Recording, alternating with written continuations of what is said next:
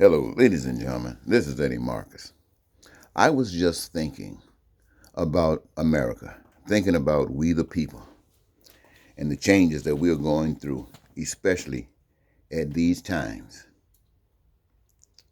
And I asked myself, we are all human beings. You, me, Democrats, Republicans, lovers, and haters.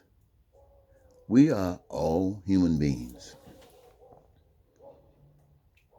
And it appears to me that we have lived as human beings, especially during my lifetime, and that history that I've read about it, as much of it is that can be true, is that there's been pain and suffering. And it appears to me that all of that pain and suffering has been sitting on a foundation of people really not being satisfied with life. It appears to be a situation of give and take to the degree that it ends up being the haves and the have-nots.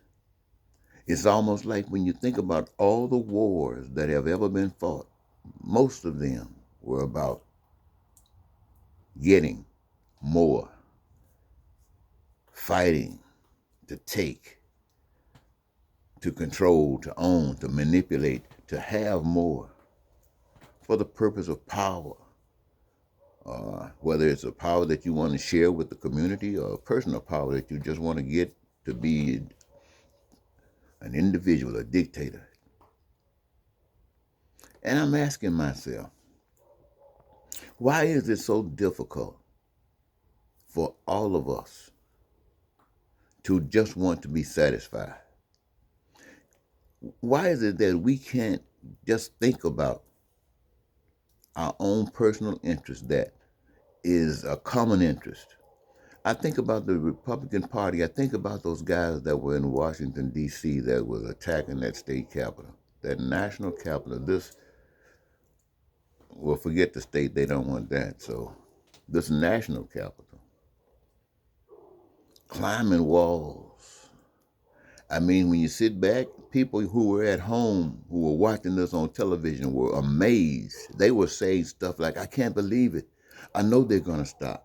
I know they're not going to do it. They can't do it. They're going to do it. Wow.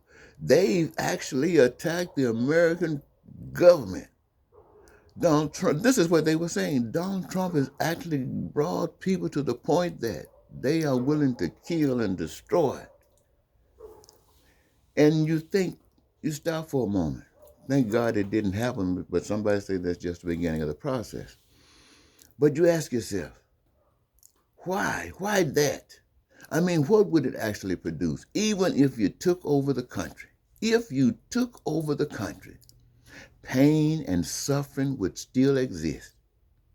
And the truth of the matter is, the practices that you brought, even in what you're doing today, indicates that you would actually take people out and kill them and murder them and slaughter them for some idea of power, of control. And you got to know that if you think this way, it's the idea of humankind. That alone, maybe when somebody would stand up and concede that perhaps there is another power, a power perhaps that made the earth. You know, we can actually, if we can believe what we be telling each other, we should be able to believe that the earth was made and that all the things that the earth is about, the resources that it possesses and make available to we the people to meet the needs that are so necessary, obviously necessary for our existence.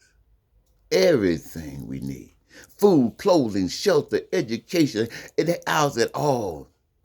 And then we, the people, each of us, got this craving to do something, to be about something, not just be here, but have something to offer to life, something that we can be proud of ourselves. And we don't have to compete with others. We are who we are, and we're satisfied with that. With the confidence that the nation is rubbing our backs. Why? Because each of us are expressing that same liberty. And together as we go forward, there's no pain and suffering. Why? Because we are producing exactly what we need, what we want, what we desire. And in such an abundance that we don't have to worry about piling stuff up. We know it's going to always be there. Why? Because as long as we are living, what we got to give, we're going to give it. And as long as we are giving, baby, we're going to be getting, I tell you, more than we can ever hold. I can't understand why that's so hard to comprehend. But at the same time, it is why nobody actually taught me this, and I'm sure no one is teaching you this.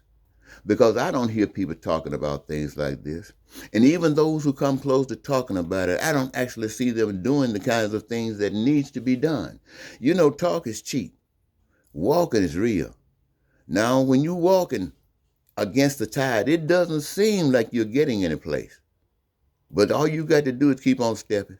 Keep on stepping. And as long as you keep on stepping, you can bet your last holler you getting somewhere. And when the tides subside and you stand and look around, you wouldn't believe that you've gotten where you've got. And yet, now is the time for celebration.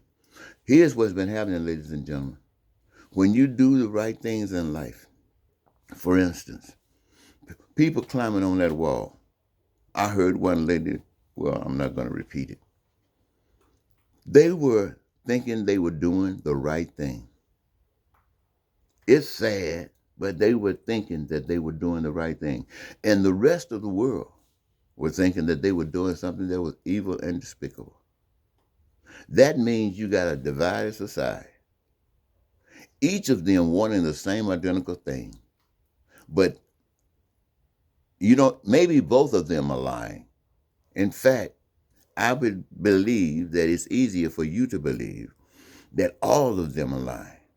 It doesn't matter what side you're on. Everybody's lying. And we, the people, for one reason or another, have chosen a side. And neither of these sides are getting us what we want. So that's why we're ready to fight now. We're ready to kill now. I want to tell you, we don't have to kill, ladies and gentlemen. We can think for a minute. We can change and let us do what hasn't been done. Let us try to satisfy you and me. Let us satisfy each other. We need each other. Let us think about that. Let us do what we just got through talking about. Let us give that a try. Before we kill ourselves, let us try believing in what we can't see. And the evidence of believing in what we can't see, that power that we can't see, becomes obvious. It becomes evident. Why? Because it is living in you. It is living in me. And if it's the same power, and that's the power we just got through talking about, caring about, compassion, being who we are, then it will manifest itself in the positive and the things that we seek after. Ladies and gentlemen, I want to thank you so very much. I'm down in Mississippi, and it's kind of late at night, but I've been thinking, and these thoughts on my mind, in conjunction with all the other things that I've said to you, I haven't told you anything here different, but I just wanted to repeat it in this form and in this fashion. I want to thank you so very much for giving this your time. Until next time, this is Eddie Marcus saying goodbye.